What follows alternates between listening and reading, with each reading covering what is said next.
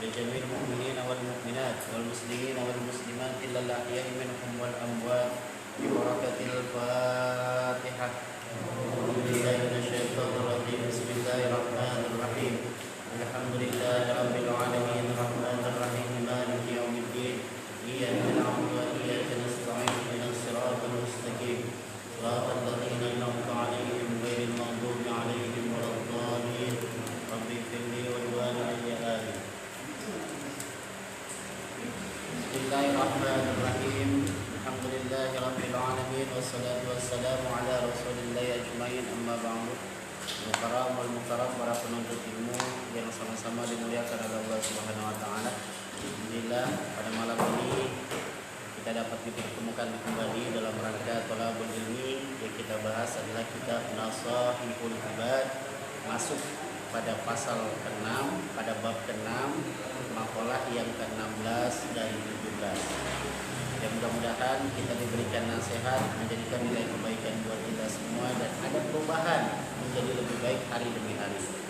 Senandung selawat dan salam tak lupa kita aturkan kehadiran pemimpin dunia dan akhirat kita, wa insyaallah pemberi syafaat yaumil qiyamah, yaitu baginda Rasulullah sallallahu alaihi wasallam. Bismillahirrahmanirrahim. Qala musannifu rahimahullah ta'ala wa nafa'ana bihim wa bi ulumihim wa bi hukmi darain amin. Wal maqalah as-sadisatu 'asharah, maqalah yang ke-16 dari pasal yang ke-6.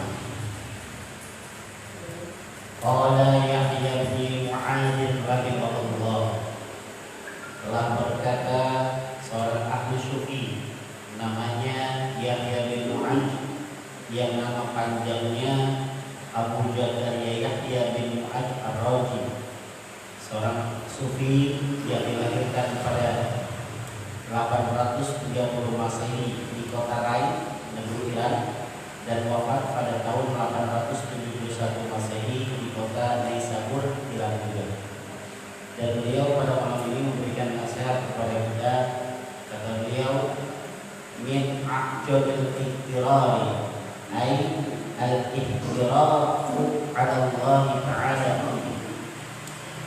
Berkat kalimat ini tadi, min a'zabil iqtirari, tipuan yang paling besar dalam mengharapkan rahmat Allah.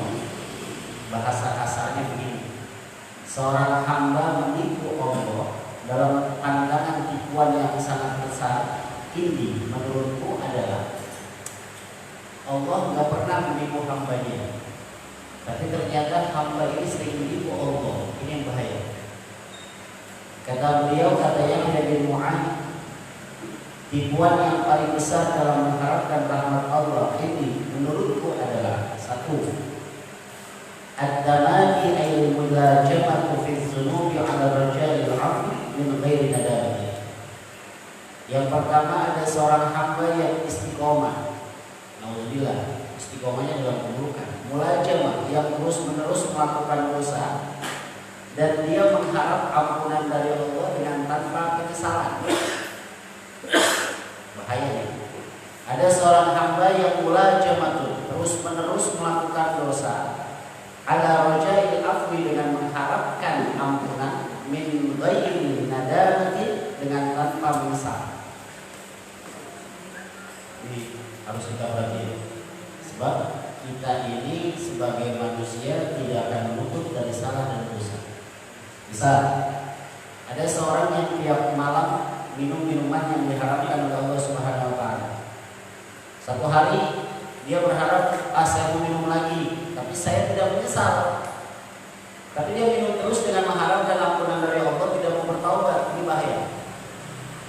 Allah Maha Pengasih lagi Maha Penyayang. Ada seorang yang ingin melakukan maksiat, tapi juga Allah ngampuni, tapi dia tidak bertaubat kepada Allah. Ini bahaya. Dan ini dianggap menipu Allah Subhanahu wa taala. Apalagi maksiat sholat. Ada orang yang sholat dan ada orang yang tidak sholat.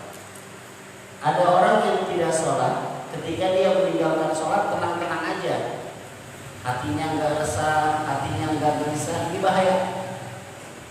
Tapi ada orang yang meninggalkan sholat, walaupun dia misalnya main ke suatu tempat belum sholat, ada perasaan gelisah, itu namanya orang beriman. Artinya bahwa kalau ada seorang hamba yang melakukan maksiat hatinya gelisah, berarti imannya masih ada. Dan dia menyesali taubat dengan taubatan nasuha, ya Allah, jangan sampai saya melakukan ini lagi, ya Allah. Saya semakin terbawa oleh arus nafsu yang tidak terkendali. Kenapa? Sebab ketika kisahnya ada seorang hamba melakukan maksiat, maka dinanti oleh malaikat ini, malaikat Raqib dan Atid yang mencatat kebaikan dan mencatat keburukan. Pencatat keburukan bilang, ya Allah, si fulan melakukan maksiat. Apa kata Allah? Tunggu 3 jam, apakah dia istighfar atau tidak? Ya Allah, dia melakukan maksiat tapi 3 jam dia tidak mau mengucapkan kalimat istighfar. Tunggu 1 hari lagi bertobat dia sama aku. Jadi kalau ada orang yang selalu berbuat dosa, maka ketika seorang hamba melakukan kemaksiatan, seorang hamba melakukan taat kepada Allah lantas ada kegelisahan, berarti iman kita masih dijaga. Maka maaf bagi para remaja, kalau antum menjalani sholat subuh hati antum tidak gelisah, pertanyakan, ada apa dengan iman saya? Makanya kalau ditanya kenapa dari ibadah-ibadah yang lain hanya sholat itu yang selalu dikumandangkan 24 jam 5 kali. Itu yang saya katakan kemarin, karena Allah ingin setiap hambanya punya sinyal antara dirinya dengan Allah Subhanahu wa Ta'ala. Jadi tipuan yang paling besar dalam pandangan Yahya bin Mu'adz adalah seorang hamba yang terus menerus melakukan dosa, tapi dia tidak berhenti dosa dan tidak bertobat kepada Allah Subhanahu wa Ta'ala. Maka dianjurkan oleh Nabi sebelum tidur, kata Nabi, saya pun sebelum tidur membaca istighfar minimal 70 kali. Wa qala al-akhar mi'ata asyara. 100 kali saya membaca istighfar pengen tidur. Itu Nabi. Kita alhamdulillah. Maka saya merasa ketika antum ngaji, ngaji itu di mana-mana bisa. Antum nggak ngaji di sini mungkin ngaji di tempat lain. Ngaji di tempat lain nggak bisa, ngaji di tempat lain lagi. Itu yang bukan dituntut, tapi yang dituntut adalah perubahan lebih baik setelah kita ngaji. Ngaji mah gampang, tapi berubahnya ini, ya Allah, hari ini saya jarang yang namanya baca Quran. Ketika saya selesai ngaji, ada pembahasan tentang faedah membaca Quran, maka mulai saat itu ada perubahan. Saya harus baca Quran. Ya Allah, selama ini saya subuh kesiangan dulu. Setelah ngaji tentang sholat, maka ya Allah, saya jangan sampai selama ini subuh kesiangan. Itu namanya orang yang tidak berilmu Allah Subhanahu wa Ta'ala. Jadi jangan sampai kita dianggap hamba berilmu yang selalu melakukan dosa tapi nggak pernah bisa menaubat. Menurut Yahya bin Mu'adz. Yang kedua, siapa yang menipu dalam pandangan Allah? Wa tawakkulil qurbi minallahi ta'ala bi ghairi ta'ati. Merasa dekat dengan Allah Subhanahu wa Ta'ala bi ghairi ta'ati, tapi enggak melakukan kebaikan. Salat kagak, puasa Ramadan juga, tapi giliran lagi susah tenang, ada Allah. Heran. Maka nanti di akhir zaman banyak orang-orang yang gampang mengucapkan kalimat dari Allah, ya Allah, maaf. Bahkan figur-figur kita dalam dunia sinetron sering mengucapkan kalimat Allah. Ya, bahasa-bahasa sekarang kan kalau Islami dengan mengucapkan ya Allah, Assalamualaikum, bahasanya fasih. Di akhir zaman itu banyak orang yang mengenali dengan lafaz Allah, tapi lisannya doang berkata, tapi hatinya tidak. Nah, ada orang yang merasa dekat dengan Allah. Makanya sebuah keanehan, maaf. Contoh soal misalnya ada seorang artis yang pergi umroh, pergi haji, heboh. Kenapa heboh? Karena hal yang nggak biasa. Tapi bagi orang kampung, haji sama umroh memang kewajiban kita sebagai orang Islam. Nggak dipublikasikan. Kedua, ada seorang yang nikah yang begitu mewahnya dengan menghabiskan sekian miliar. Heboh. Tapi dia kenyataannya baru berapa bulan dia pernikahan, tapi Allah ceraikan dia. Jadi ada orang-orang yang dijual dengan Allah, merasa dekat dengan Allah, tapi nggak pernah melakukan taat. Ini yang bahaya. Maka oleh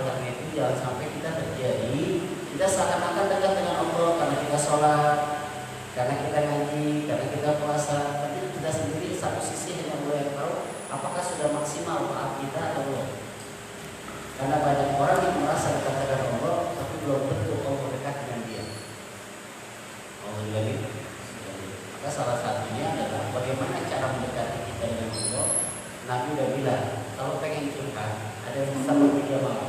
Bangunlah, kamu akan merasakan betapa nikmatnya berdekatan dengan Allah. Maka Imam Asy'ari berpesan kepada kita, kalau kamu sudah merasakan manisnya berdekatan dengan Allah, maka kamu akan merasakan betapa pahitnya berjauhan dengan Allah. Antum biasa sholat jamaah, tiba-tiba antum ketiduran karena sholat jamaah.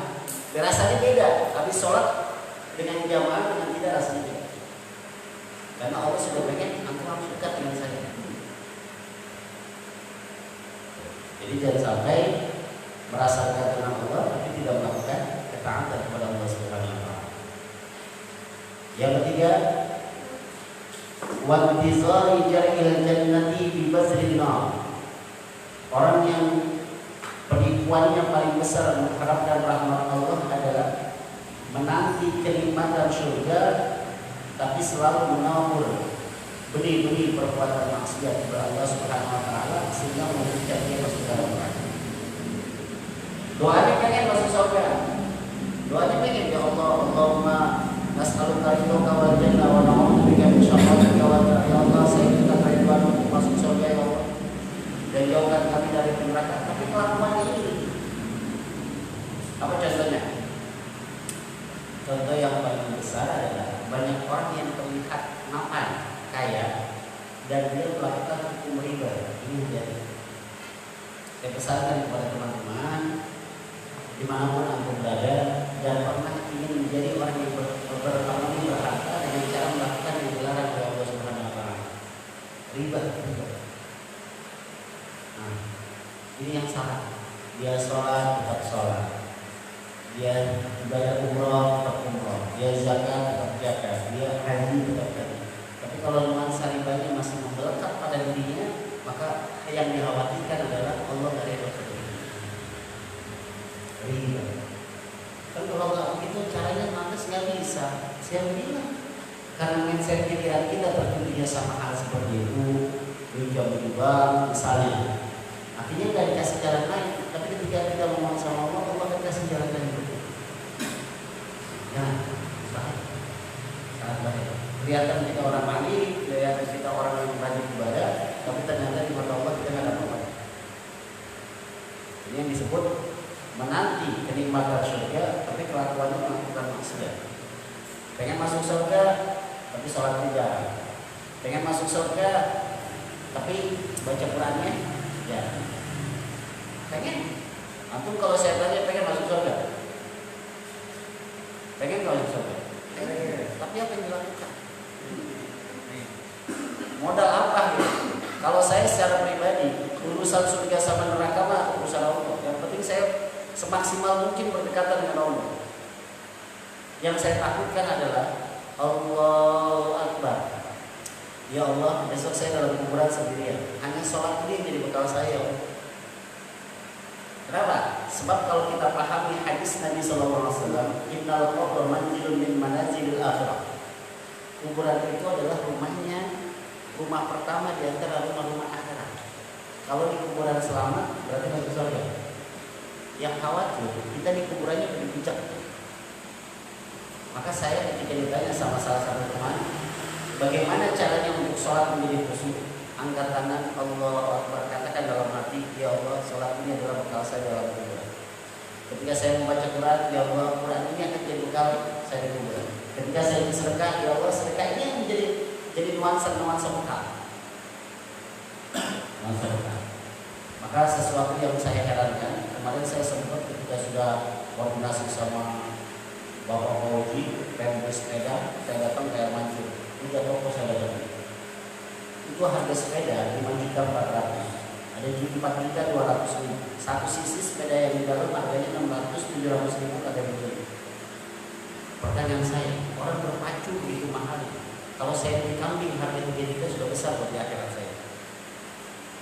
Apa yang terpikirkan? Ya Allah, tolong saya. Karena ini bukan keinginan saya, tapi keinginan anak saya. Di kambing aja ya, jangan beli sepeda. Jadi di kambing aja jangan beli sepeda. Yang saya pikirkan, ya Allah, mudah-mudahan ini jalan yang benar. Jalan yang benar untuk mengalihkan kebanyakan orang secara materi buat kepentingan pribadi begitu besarnya. Tapi kenapa terpikirkan untuk jauh ke depan, yang buat akhirat itu orang sungkan gitu. 5.400.000 itu kambing udah gedenya kayak apa tahu? Dia paham ya? Ya? Nah, tapi orang punya alasan, saya di sepeda juga, saya di samping, mantap. Bang Budi nggak boleh nyalain saya juga di sepeda Bang Budi, harganya 5 juta, saya di samping juga 26 juta. Dibuang juga.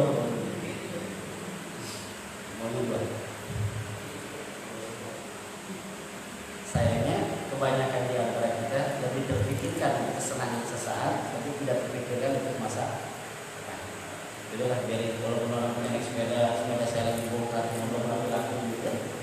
Mau wahyu banyak copot gitu tanya sama Bang Rio, apa nih sepeda mau diapain? Sabar ya, ini lagi kepake dulu. Sepeda nangkring aja tempat cucian piring di masjid. Sabar juga. Jadi kita memohon sama Allah jangan sampai kita mengharapkan surga tapi kelakuan kita maksiat kepada Allah Subhanahu wa taala. Yang keempat, tipuan yang paling besar kepada Allah adalah wa talaqul daril mu'minina bil ma'asi. Menginginkan tempat bersama orang-orang yang mutiin, taat kepada Allah bil ma'asi, tapi kelakuannya maksiat mulu kepada Allah. Saya ulangi, meminta, menuntut, ingin bersama tempat orang-orang yang taat kepada Allah bil ma'asi, tapi kelakuannya maksiat mulu.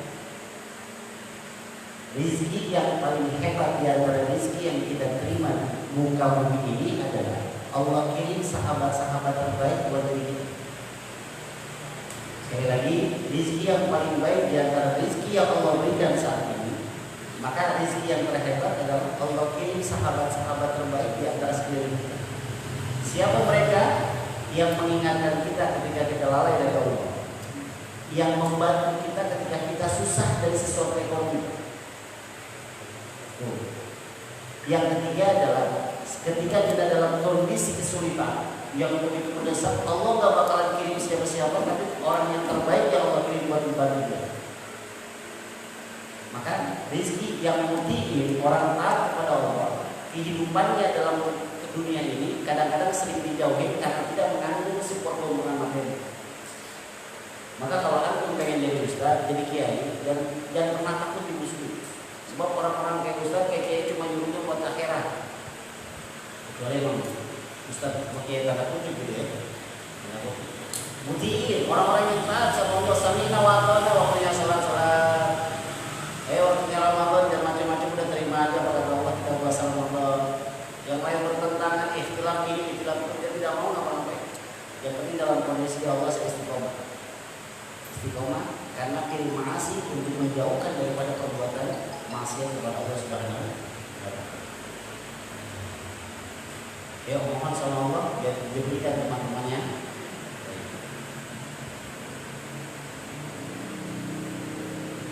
Nah, ada ayat ini. Qala Allah Ta'ala, Allah berfirman, "Innama tujzauna ma kuntum ta'malun."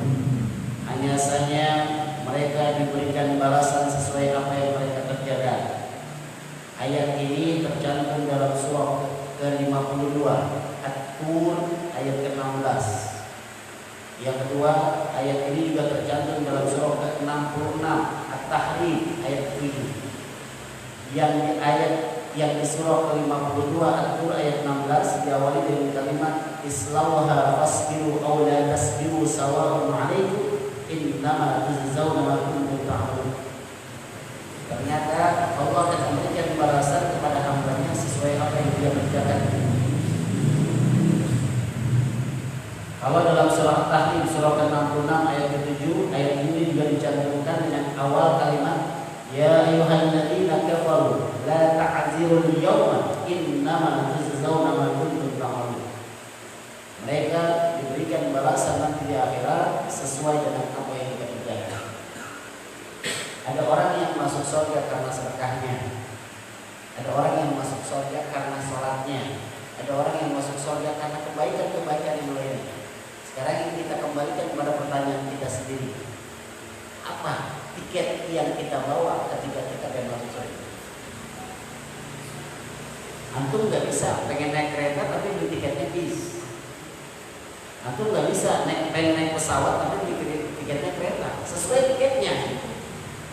Maka kalau bagi saya, saran saya adalah satu amalan tolong dilanjutkan. Ini sebagai tiket saya Allah. Misal sholat kita kadang-kadang jarang di awal waktu, walaupun istiqomah 5 waktu tapi jarang di awal waktu. Ini nggak mungkin saya bisa ngambil tiket surga lewat sini. Kayaknya fatal banget sholat saya sering ketinggalan. Tapi ada tiket yang lain. Apa tiketnya? Quran. Walaupun saya begini-begini, tapi saya mau istiqomah ngambil tiket Quran buat Rasulullah. Maaf, Allah palingkan dari Quran, jarang baca Quran. Maka tiket apa yang Anda punya? Puasa, Senin Kemis, tiket puasa Senin Kemis. Senin Kemis puasanya banyak godaan. Pokoknya orang-orang puasa, orang-orang puasa kita puasakan berat. Tiket apa lagi? Sedekah. Ya Allah, sedekah saya nggak bisa ngambil tiketnya karena saya nggak punya apa-apa. Apa yang terjadi? Ya Allah, ngaji aja dah, ilmu aja dah.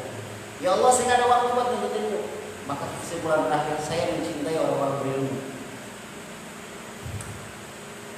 Gitu. Jadi kalau saran saya, cari tiket yang mewujudkan kita bisa bawa tiket, satu tiket aja. Maka kadang-kadang kalau saya lagi mau tolak kita, ya Allah, masuk surga lewat tiket mana ini? Sholat kagak bener, baca Quran kagak hafal-hafal. Sedekah saya kadang-kadang nggak punya, sholat duha lewat mulu, sholat tahajud kagak bisa, semuanya nggak bisa. Ini tiket apa yang bisa masuk surga? Pernah merenung di sini? Itu yang bahaya. Kita nggak punya tiket. Tiketnya yang harus kita cari, kita persiapkan saat ini. Makanya kenapa Rasulullah SAW sangat menganjurkan kita kurban. Sebenarnya kurban itu maknanya adalah wasallu li rabbika wanhar. Salatlah kamu, kalau antum sudah istiqomah salat, maka berkurbanlah kamu. Kurban itu identik ketika bicara nahar. Nahar itu makanya yaumul idul adha disebut yaumul nahar, hari pemotongan kurban. Kalau antum sanggup buat beli kurban, lantas antum tidak berkurban, kata Nabi, kepala musallana dan pernah berkata termasalah saya. Hati-hati Anda.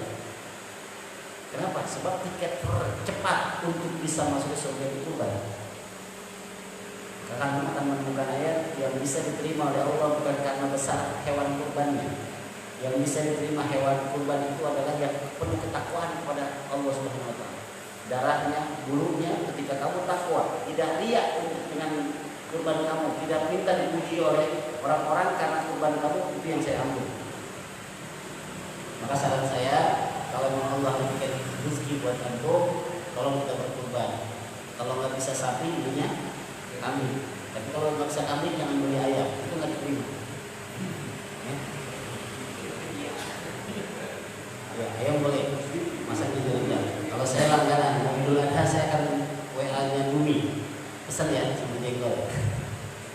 Pesan ya, sumber jengkol. Ini bahasanya, alhamdulillah Allah jaga saya makan dari yang bernyawa. Jadi makanya subhanallah yang punya oleh saya.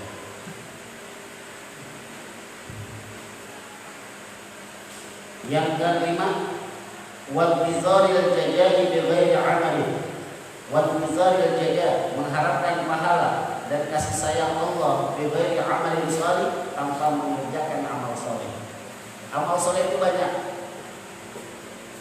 Jadi jangan identik dengan sholat, jangan identik dengan haji, jangan identik dengan puasa. Amal saleh itu sesuatu yang bisa menyenangkan orang lain dan diridhoi oleh Allah, itu amal saleh. Contoh, di masa COVID-19 ini, yang kesusahan bukan hanya kita sebagai muslim. Ada tetangga kita yang orang-orang non-muslim yang dalam kondisi sama menghadapi COVID. Maka antum kalau jadi panitia pemberian beras, jangan membedakan bicara tentang agama, tapi bicara tentang manusia. Oh iya, orang yang memberikan muslim, memberikan kepada non-muslim, itu pun dianggap amal soleh.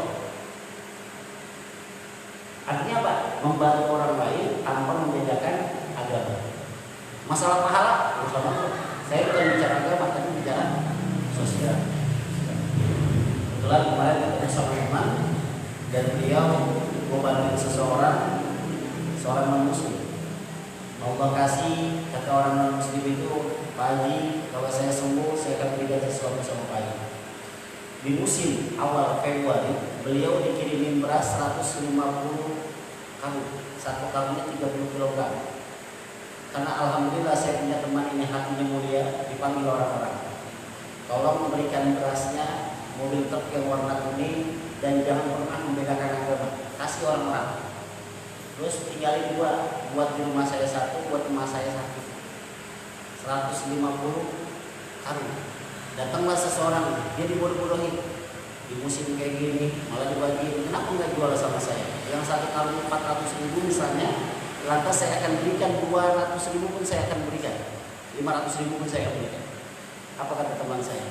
Saya tidak mencari 500.000, tapi saya mencari ridho Allah. Mudah-mudahan dengan kesulitan ini saya bisa jadi saudara. Kalau antum misalnya diuji sama Allah dikasih beras 150 dengan sia-sia, langsung dikirimin satu truk dari rumahnya ke rumahnya, apa yang ada dalam pikiran anda? Nah, mindsetnya beda kan? Hari ini saya beruntung, tapi masa depan tidak. Jadi pengajian malam ini tiket kita cari. Jadi bahasanya wan tizar yang jajar bigoi amalin saleh, dan sampai mencari pahala atau kasih sayang Allah tanpa melakukan amal kebaikan kepada sesama hamba Allah. Yang terakhir, yang tipuan paling besar di hadapan Allah, wa tamanni 'ala Allah azza wa jalla ma'rifati, mengharapkan rahmat Allah azza wa jalla ma'rifati, tapi perbuatannya melampaui batas. Antum makan tapi kekenyangan, bahaya, nggak boleh. Kalau udah kenyang, ya udah jangan makan. Katanya mencari ridho Allah, tapi tujuannya makan itu buat kenyang, bukan buat kenyang. Bedanya kita orang awam dengan orang alim cuma satu. Ketika makan, niat kita buat pengen kenyang. Tapi orang yang ahli ibadah itu pengen makan, ya Allah, dengan makanan ini semoga Kau kuatkan tubuh saya ketika saya berhadapan dengan Allah. Buat ibadah kepada Allah Subhanahu wa taala. Maka minum kopi lah, antum tidak dapat pahala, ya Allah, dengan kopi ini besok kita malam saya tahajud ya. Maaf, antum pegang Quran, di sampingnya kopi, antum ngantuk minum kopi. Ngantuk juga, silam pakai kopi. Jadi herannya kenapa kira pegang HP kagak ngantuk ya? Pegang HP kagak ngantuk, pegang Quran ngantuk.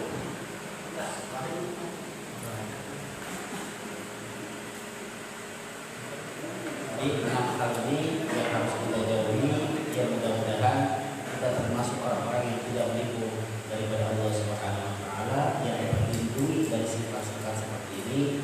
Ketika kita melakukan maksiat, ya Allah saya menyesal, ya Allah, jauhkan saya dari maksiat. Termasuk hati kita terletak, misalnya saya terletak dengan kebencian kepada bapak, itu langsung istighfar. Istighfar. Karena orang terhebat itu orang yang memaafkan sebelum orang minta maaf. Ya, orang terhebat itu adalah orang yang memaafkan sebelum orang ini minta maaf. Ya udah maafin aja. Karena urusan dunia ini cuma sebentar, urusan akhirat yang lama. Nah, saran saya dan khususnya pribadi saya, kita sama-sama nyari tiket apa untuk masuk ke dalam surga Allah Subhanahu wa taala. Ilahi, maka sampai sini tidak ada satu pertanyaan di persidangan. Kalau kita punya 100 kambing, 100 kambing ini kita bagi, dan mereka ini pakai nama sendiri, pakai nama jelas, pakai nama dan komplit. Nah itu mana dia ini, mereka ini yang kita kasih ini berkorban. Yang disebut dengan nilai kurban adalah seseorang yang mampu untuk memberi. Ketika ada seseorang yang memberikan itu dengan hewan kambingnya, Bang Kafir punya seekor 100 kambing, bagi Bang Sukron satu, bagi Mas Heri satu. Ketika dia diberikan, maka kurban itu tergantung pemiliknya. Ini mau saya pelihara atau saya kurbankan. Tapi karena amanatnya Bang Kafir, jadi Anda berikan kambing buat dikurbankan atas nama Anda. Itu punya nilainya buat Bang Kafir, bukan buat perorangan. Karena orang yang disebut wanhar, wasan diri rabbika wanhar, itu orang yang sudah mampu dengan membeli sendiri dengan hartanya, bukan dari pemberian orang. Bahkan maaf, mungkin Anda pernah dengar, apakah boleh orang yang berkurban dengan hasil hutang? Saya jawab boleh. Saya nggak punya uang buat hewan kurban, saya pinjam Bang Sukron, saya pinjam 3.500. Buat apa saya pengen beli hewan kurban karena saya pengen berkurban, ntar saya cicil ya, itu boleh. Kiasnya, analoginya bahwa antum kredit motor yang peraturan sekian juta sampai pelunasan misal 25 juta. Boleh gak? Kenapa giliran ibadah boleh? Dan orang yang menghutangkan itu dapat juga nilainya. Tapi kalau dari pemberian, Bang Kapi memberikan Bang Sukron dengan hewan kurbannya, dengan amanah, ini adik kasih buat kurban, buat atas nama ente, tetap nilainya kayak yang memberikan. Yang memberikan.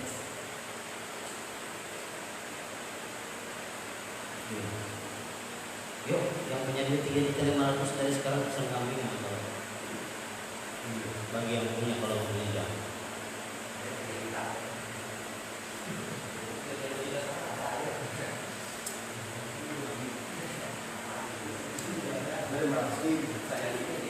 Nah, kalau kita motong, kita ngebagi yang kita kenal aja di sini kita motong. Kalau ini kita motong sapi, kita ngebagi yang di sini itu gimana nggak motong? Boleh.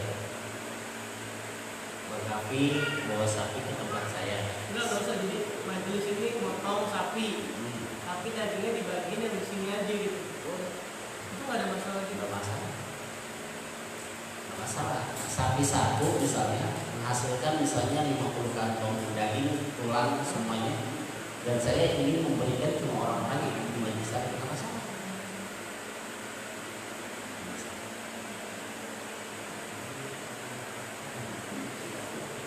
Nah, Pak, saya mau nanya nih, kalau tadi kan 100 kambing dibagi-bagi, rata-rata Tuhan punya perkumpulan isinya cuma 6 orang.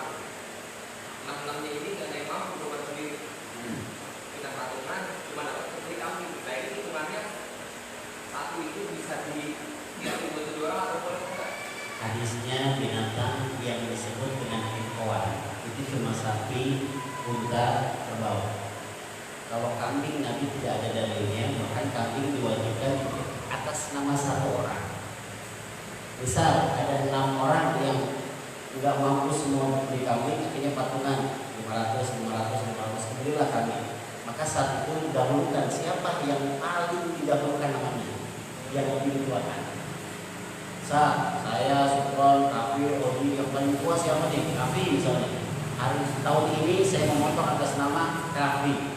Besok patungan lagi, besok atas nama Sukron. Yang lebih tua dulu yang didahulukan. Jadi macam kayak arisan. Betul. Kenapa Nabi tidak ada hadis untuk kambing ini untuk patungan atau ekor? Sebab Nabi tahu standar umatnya ini bakalan punya duit, pasti standarnya isi penanam itu minimal 2,5 juta. Bang, tapi kalau belum nikah gimana Bang dipotong? Ini belum selesai. Ya, antum sekalipun punya uang itu 2.500.000, lebih dari itu pasti akan dikeluarkan secara paksa oleh Allah Subhanahu Wa Taala. Coba aja. Ada sering menerangkan bahwa, ayo yang punya zakat standar ukurnya 2.500.000. Makanya sekalian dijawab, kenapa Nabi tidak ada hadis yang untuk kambing ini harus patungan? Karena Nabi tahu standar kekayaannya, kekayaan umatnya minimal punya simpenan di tabungannya 2.500.000. Yang kedua, lebih dari itu, kadang-kadang keluarkan secara paksa. Ada yang sapi tiba-tiba harus keluar, ada barangnya yang hilang atau harus diganti. Standar itu. Yang kedua, mindsetnya jangan pernah menyimpan sesuatu. Ya, kalau saya habisin semua, kalau anak saya sakit, istri saya sakit, Allah juga sakit. Inna zaliyah. Sungguhnya Allah itu sesuai prasangka hambanya. Antum mindsetnya, kalau saya habiskan semua, ntar sakit gitu kan? Akhirnya apa yang terjadi? Sakit kan? Begitu. Maka jangan sampai kalau pengen kambing jangan patungan sendiri. Antum bayangin aja, antum beli motor dengan harga yang lebih dari harga kambing. Ya kan? Sekarang Allah sudah berikan nih, Anda berikan motor buat usaha antum.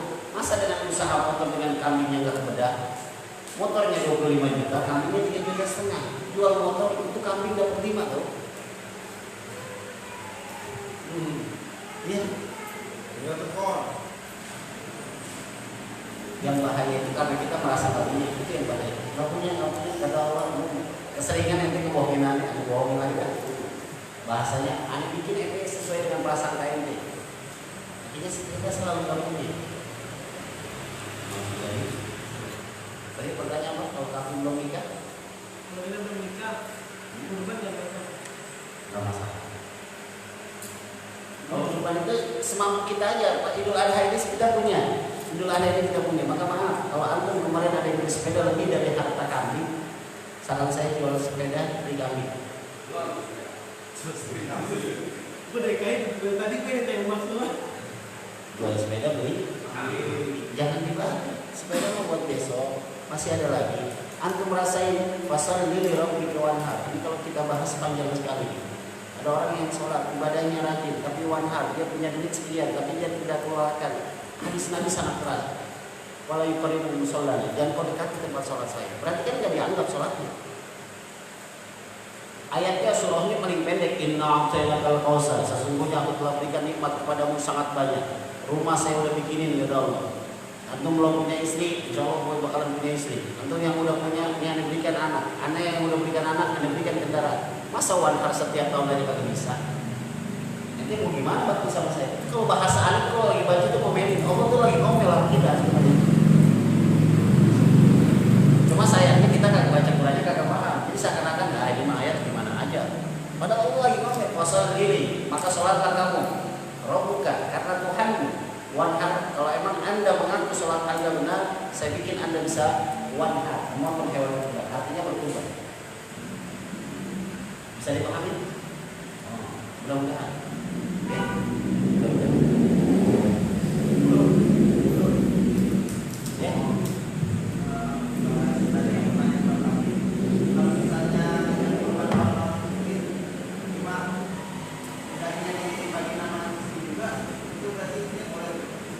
Gimana? Jadi misalnya bukan orang seniman zaman ini, cuma dagingnya dibagi sama yang pengorbannya juga.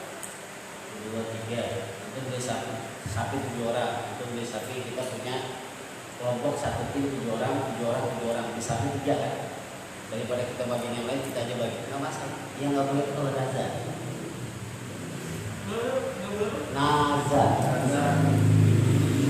Nazar itu ada satu niatan yang diucapkan, saya kalau dapat duit, misal jual tanah sekian, saya berkurban. Itu nazar. Saya kalau dilahirkan anak laki-laki dari lahir seorang istri saya berkurban. Itu nazar. Ketika saya engkoan 7 orang beli sapi, saya nggak boleh makan sapi tersebut, karena saya nazar. Antum nggak nazar, silakan makan. Apa itu nazar? Satu niatan yang sesuatu yang sudah terwujud, yang sudah diberikan sama Allah, yang tadinya hanya keinginan, tapi Allah sudah wujudkan. Ya Allah, saya kalau jual tanah yang sekian, saya akan bernazar berkurban. Tahu-tahu Allah jawab doa tersebut. Antum makan sapi, maka antum, istri antum, anak antum jangan makan.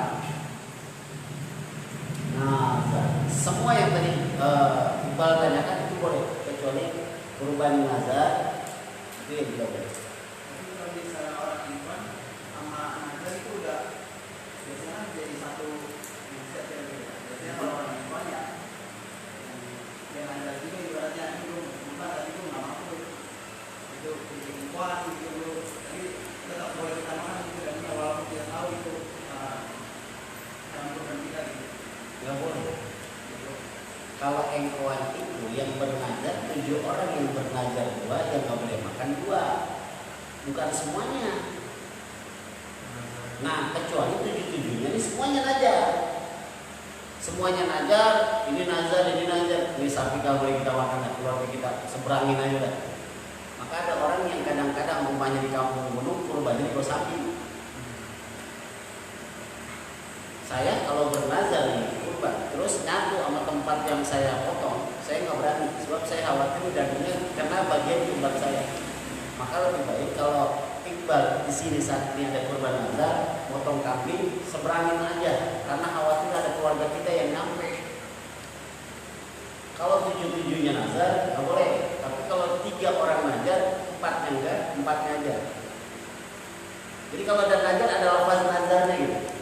Saya bernazar kalau dilahirkan melahirkan seorang laki-laki dari rahim istri saya akan berkurban. Itu adalah penipu. Saya bernazar kalau nanti saya bisa naik kelas atau naik jabatan, saya kurban. Itu nazar. Tidak boleh. Kalau misalkan ini akikah dulu, yang itu akikah sekali kurban. Tidak boleh. Akikah itu tidak boleh dilaksanakan di hari H, hari kurban. Saat ini masih boleh akikah sebab masih masuk bulan Dzulqa'dah. Tapi kalau sudah masuk bulan Dzulhijjah, akikah itu tidak dianggap karena sudah bulan Nahar. Gitu. Maka salahnya orang itu disatukan. Saya kalau ketika diizinkan dan dipercaya untuk memotong, saya akan bertanya, ini kurban atas nama siapa? Ini bukan kurban Ustaz, akikah. Oh, Ustaz. Sebab di hari kurban tidak ada bahasa akikah dan itu tidak dijawab oleh Allah Subhanahu wa taala. Kapan batasnya? 1 Dzulhijjah sampai hari Tasyrik. Sampai tanggal 1, 2 sampai ketemu 10 kan lebaran kan? 11, 12, 13 itu nggak boleh namanya bicara akikah. Yang perlu jangan ledek. Mampu dikurban sebelum hari kurban, tapi setelah itu baru diakikah, itu namanya ledek. Saya punya duit tanggal 1 Dzulhijjah. Saya karena niat berakikah, oh iya saya kan pernah ngaji, saya lewatin, duitnya saya simpen, tapi nanti belinya setelah hari kurban, itu nggak boleh. Kurbannya itu, kurbannya. Maka ini harus dibedakan. Jangan berakikah di bulan Dzulhijjah.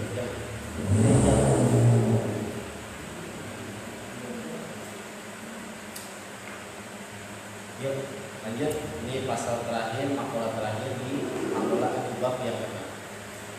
Wal maqalah as-sabi'atu asyara, maqalah yang ke-17. Qala Ahnaf bin Qais rahimahullah ta'ala. Berkata Ahnaf bin Qais, semoga Allah memberikan rahmat kepadanya. Beliau ini adalah anak muda yang cerdas, ketua pimpinan Bani Tamim, dan beliau disebut dengan tabi'in. Sebab sempat ketika beliau Ahnaf bin Qais ini masa Khalifah Umar bin Khattab, beliau sempat berguru dengan Umar bin Khattab. Tapi dia tidak hidup pada masa baginda Rasulullah SAW, maka disebut ini beliau adalah tabi'in, hidup setelah masa sahabat. Hina su'ila ma khairu ma yu'tal 'abdu. Pertanyaan. Beliau ketika ditanya, ma khairu ma yu'tal 'abdu. Apakah hal yang terbaik yang Allah berikan untuk hambanya? Hai Ahnaf, menurut Anda apakah hal yang terbaik yang Allah berikan buat hambanya? Ini harus kita baca. Yang ditanya, hal apa yang Allah berikan terbaik? Sama kayak antum datang ke rumah Oji, makanan apa yang disediakan? Saya disediain ini, saya disediain ini, kan yang terbaik. Nah sekarang beliau ditanya, hal apa yang Allah berikan yang terbaik buat hambanya? Qala huwa, dia menjawab, aqlun ghoriziyun, aitobi, akal yang cerdas. Yang hebat di antara pemberian Allah yang utama adalah akal. Kedua, kata Nabi, di antara jawahirul abd, mutiaranya manusia itu yang pertama yang disebut dengan oleh Nabi adalah al-akal. Kalau ada orang cakep banget, dilihatnya bening, tapi akalnya nggak ada, antum mau nggak? Ada orang kaya, hartanya banyak, tapi maaf, akalnya nggak ada. Kayak orang kaya si idiot. Maka pemberian Allah yang terhebat yang harus kita syukuri adalah akal. Kita ini orang-orang nggak normal sebetulnya. Mana orang nggak normal? Yang orang-orang maaf, yang matanya buta, yang rada-rada keterbelakangan mental. Maaf, Allah kasih kelebihan buat ngapal Quran. Kita yang otaknya normal, kenapa antum ngapal Quran? Sebenarnya nggak normal, antum apa dia?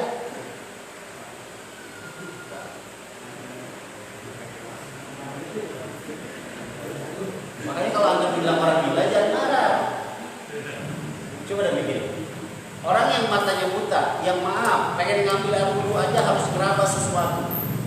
Dia jalan dari tempat tidurnya menuju kamar mandi. Malam-malam dia bangun sholat tahajud, matanya merem, tidak terlihat dunia. Sejadahnya dia bahkan menghafal tempat arah kiblatnya, mengangkat tangan sepertiga malam. Allahu Akbar. Kita yang normal. Makanya saya Kita kadang-kadang happy dengan nikmat itu, kita happy. Maka kalau antum melihat anak kecil hafal Quran yang matanya melek, antum cium tangan 1 kali. Tapi kalau antum dipertemukan oleh Allah yang matanya buta, antum cium tangan 2 kali. Apa yang kita harus ambil pelajaran? Ya Allah, saya melek aja nggak hafal Quran. Masa yang buta hafal Quran? Berarti yang stres ya.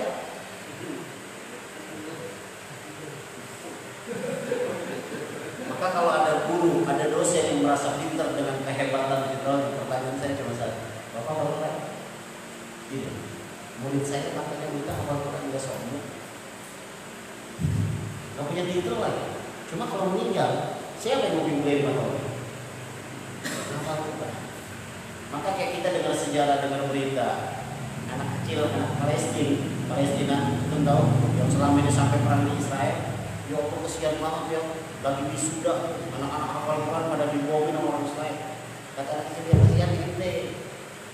Saya mah kalau pengen jihad, syaratnya hafal Quran. Di sana anak kecil itu kalau bapaknya meninggal itu saling ngobrol. Ayah kemana nggak pulang-pulang? Oh, ayah saya meninggal mati syahid. Terus kamu? Saya juga mati syahid. Datang ke pasukan ketentaraan. Bapak, saya mau ikut perang. Pertanyaan ketua perangnya, udah hafal Quran belum? Belum. Balik. Kita kalau udah hafal Quran balik lagi ya. Udah hafal Quran saya 30 juz. Ambil senjata, saya latih nembak. Jadi tujuannya jihad. Jadi kalau sudah hafal Quran 30 juz, tujuannya perang. Masuk surga? Jadi yang kesian dia kita. Karena kita merasa hebat dengan kondisi diri kita. Saya begini-begini. Aduh, kalau melihat antum makan itu baku waduh, anak-anak kecil ya Allah. Usianya berapa saya? 12 tahun. Belum berapa juz? 3 juz. 12 tahun 3 juz. Tapi berapa tahun? Nah, sudah nikah dong? Jangan tanya Quran, kamu tanya nih.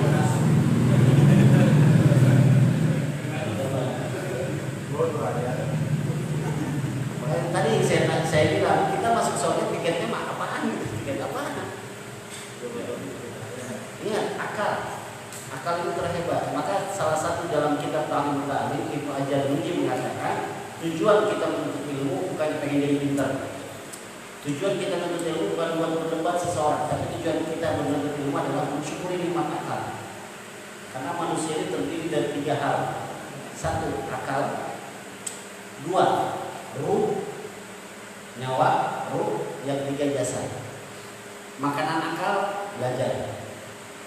Makanan ruh, sholat, baca Quran, haji, umrah. Makanan jasad, tiap hari. Ya, tiap hari. Makanya kalau akal antum, maaf, buat main HP, keseringan main game, ini rusak. Kalau ada berikan begini rusak. Jangan dirusak.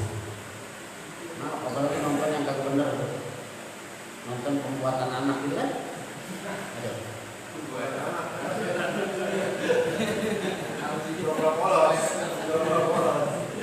Hapus kalau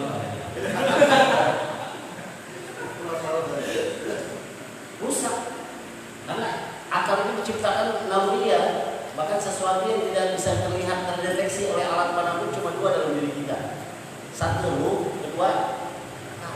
Tapi orang tua kita kadang-kadang otak menyamakan akal dengan otak, kesambung gitu ya, otak kita lebih dengkul, padahal bukan. Otak sama akal beda.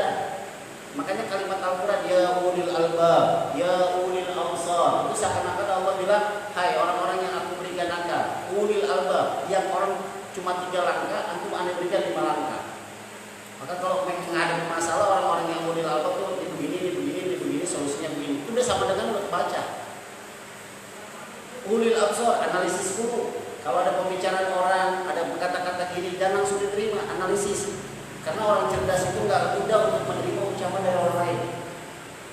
Dia analisis dulu begini, efeknya apa, benar apa enggak. Ya, ulil absar. Afala yatadzakkaruna amalan qulubin aqfaluha. Emang kamu nggak mengambil pelajaran dari Al-Quran atau hati ente yang benar-benar tutup? Maka saya katakan kalau antum 24 jam nggak bisa baca Quran, pegangin Quran, nangisin Quran. Ya Allah, kenapa saya nggak bisa baca Quran? Ada yang salah di hati. Oh, saya mau baca, baru tabarokah tadi ada HP yang bunyi. Quran tinggalin HP. Kata Allah, ya Allah hambaku, apalagi yang saya mau lakukan buat aku? gigi enggak ada.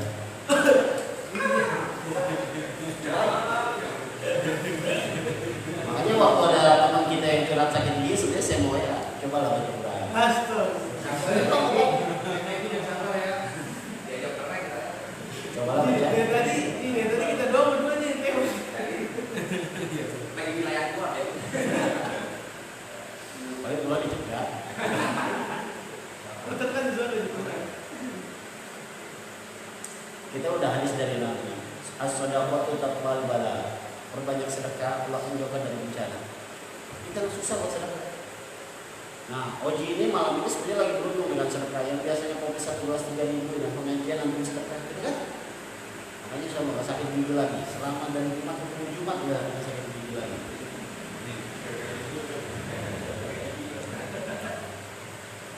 Ruya bin Nabi sallallahu alaihi wasallam kata Nabi, maktasabal mar'u. Tidaklah seseorang melakukan sesuatu misla akli, sesuai dengan akalnya. Yahdi sahibahu, dia akan diberikan petunjuk dengan akal cerdasnya. Ila hudan, kepada jalan kebenaran. Au yarudduhu an radan, atau dia menolak daripada keburukan. Orang yang akalnya cerdas, dia akan selalu menganalisis sesuatu yang ingin dia perbuat. Contoh, ketika saya bertanya pada si fulan, apa tujuan Anda berdagang? Orang yang kurang cerdas saya akan mencari keuntungan sebesar-besarnya. Saya akan begini. Tapi kalau orang yang mengikuti sunnah Nabi, apa tujuan kamu berdagang? Yuk baca hadis Nabi. Apa rahasianya? Abdurrahman bin Auf menjadi orang sukses. Belajarnya sama Nabi. Kata Nabi, kalau antum berdagang dan mencari keuntungan dulu, ikhlaskan bahwa untuk menolong kepada Allah Subhanahu wa taala. Keluarlah ayat ta'awan 'alal birri wat taqwa wa la ta'awan 'alal ismi wal 'udwan. Dagang niat buat menolong orang lain. Yang tadinya dia nyari-nyari, akhirnya sama kita ada, Pak, saya nggak punya uang, saya sedekah sama kamu. Sedekah itu yang jadi nilai keuntungan terbesar. Ini jarang yang kita punya. Andai kata konsepnya Nabi dipakai oleh konsepnya orang-orang Islam saat ini dalam berniaga, kemungkinan orang ini nggak ada miskin orang Islam. Kita berteman gara-gara utang 200.000 bisa musuhan 2 tahun. Ya. Tapi kalau antum baca sejarah Nabi, Abdurrahman bin Auf, ya Allah, orang paling kaya se-kota Madinah, bukannya satu kampung, se-kota Madinah paling kaya. Ketika beliau sakit 3 hari, tidak ada yang menjenguknya. Sampai dia bilang sama pembantunya, wahai sahabatku, kenapa kagak ada yang mau jenguk saya? Cari informasi wahai pembantu. Cari informasi, pulang sore hari, wahai majikanku, teman-teman kamu gak berani menjenguk kamu dalam kondisi sakit karena memang beliau pada malu, karena beliau banyak utang sama engkau, wahai majikanku. Abdurrahman bin Auf nangis dengan kalau sahabatnya gak mau menjenguk gara-gara punya utang. Hai pembantuku, semuanya sediakan makanan terbaik. Besok jam 9 misalnya sudah rapi makanannya, dan jam 10 undang sahabat saya pada jemput buat makan semua makanan. Disiapkan makanan yang paling enak, kalau di sana makan spesialnya daging kambing. Setelah sholat Jumat dikumpulkan para sahabat suruh makan. Lagi makan, baru berpidato Abdurrahman bin Auf. Wahai saudaraku, 3 hari ini saya sakit tapi tidak ada yang menjenguk. Dan saya mencari informasi, datanglah berita kepadaku bahwasanya karena antum semua punya utang. Maka saksikanlah, mulai hari ini saya bebaskan semuanya. Saya bebaskan semuanya. Apa yang kita ambil pelajaran? Abdurrahman bin Auf dijamin masuk surga oleh Nabi sallallahu alaihi wasallam. Abdurrahman bin Auf dijamin masuk surga oleh Nabi. Tapi takut kalau dia dimusuhin sama saudaranya cuma gara-gara harta. Kita punya utang 200.000 mau musuhan. Ya, mau sudah, jangan ikhlasin aja. Kalau ada orang kayak gitu berapa duitnya? 200.000. Saya punya duit 9 juta, ambil 200.000. Enggak bakal merugikan. Kalau Anda punya rahasia dari Allah, itu dengan 200.000 Allah kirim dia. Dan saya ngomong begini, antum lantas membeli sama saya, karena nggak punya ini. Jual sepeda gitu ya, jual sepeda.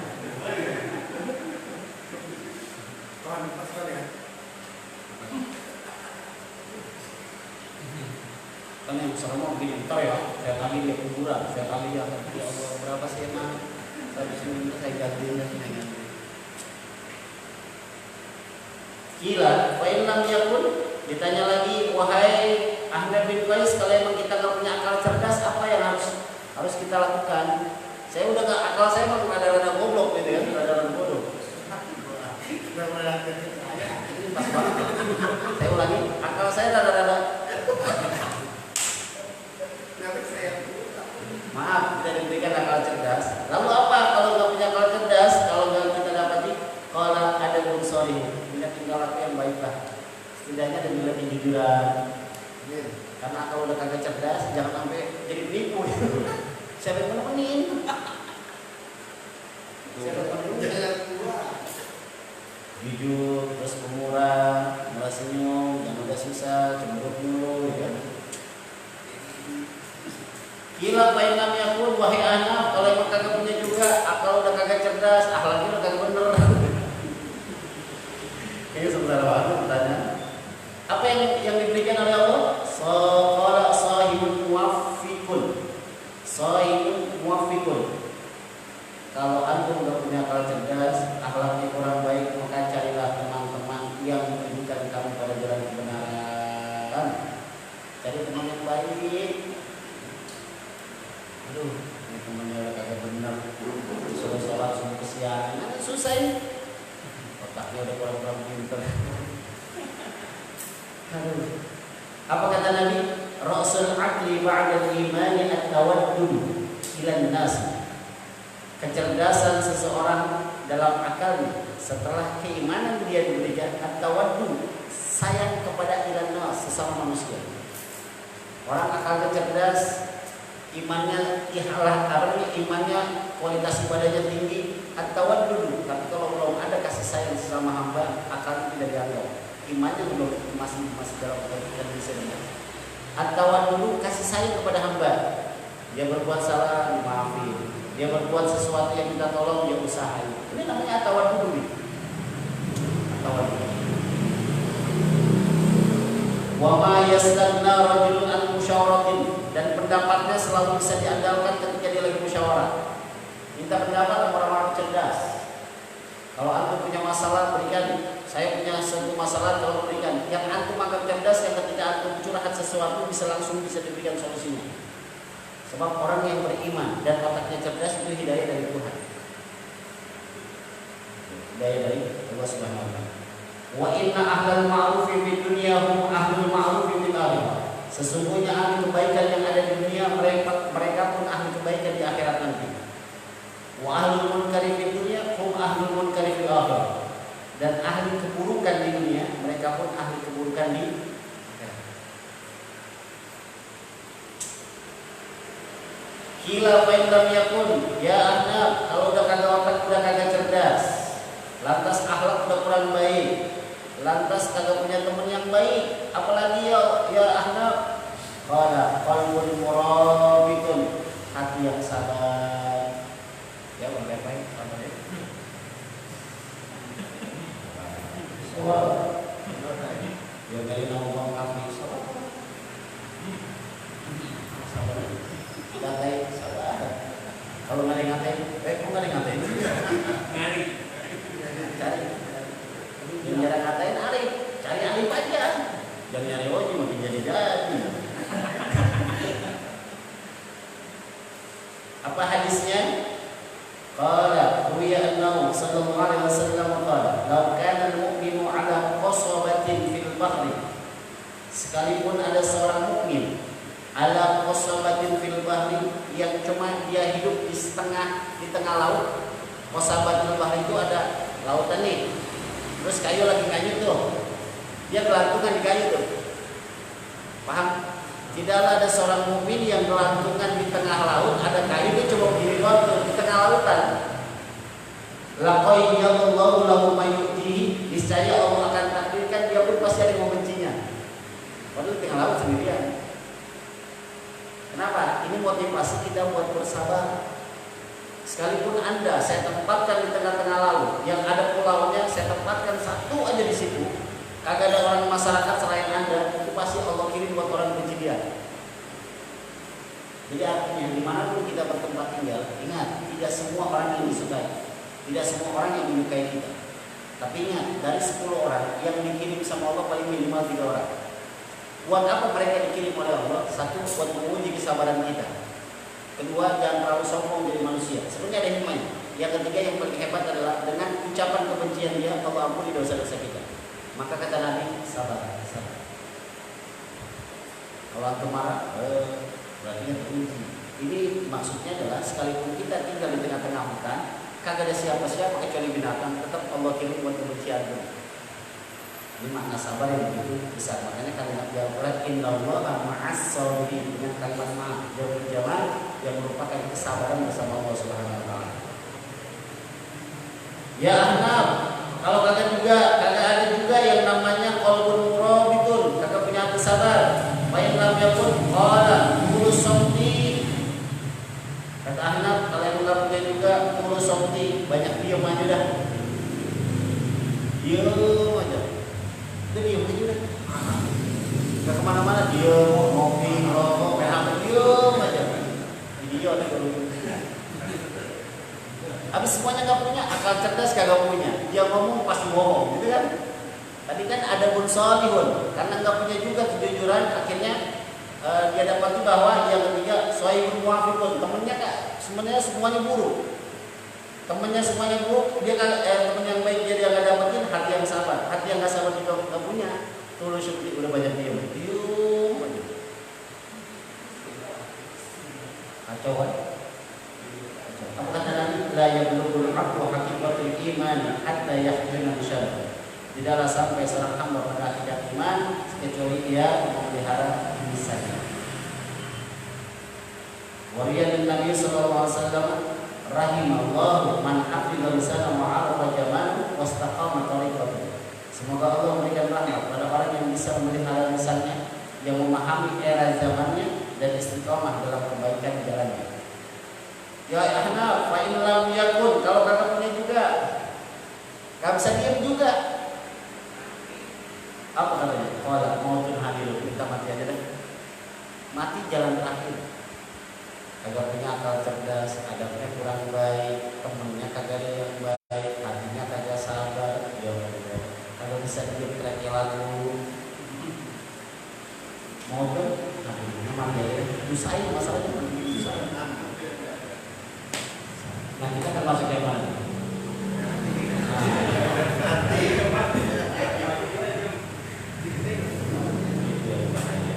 Mudah-mudahan semuanya kita tidak dapati yang kita diberikan adalah aklun wizi, akal yang cerdas, hati yang lapang. Mudah-mudahan dengan kesempatan ini Allah berikan kebaikan-kebaikan kepada kita dan Allah cabut keburukan-keburukan kita. Saya akhiri pada Rasul maqalah bab sufahi bab yang ke-7. Subhanallah Allahumma wa bihamdika asyhadu an la ilaha illa anta astaghfiruka wa atubu ilaik. Allahumma shalli wa sallim wa barik ala sayyidina Muhammadin wa ala sayyidina Muhammad wa nafa'na